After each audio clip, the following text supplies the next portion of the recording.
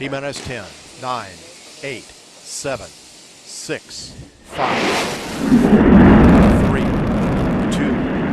1, 0, and liftoff of Space Shuttle Atlantis on a mission to build, resupply, and to do research on the International Space Station. Houston now controlling. Atlantis begins its penultimate journey to shore up the International Space Station.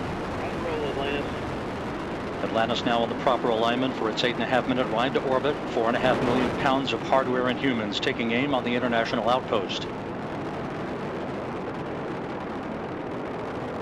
30 seconds into the flight.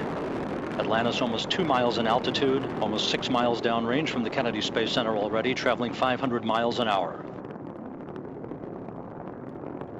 The 3 liquid fuel main engines now throttling back to 72% of rated performance, going into the bucket, reducing the stress on the shuttle as it breaks through the sound barrier.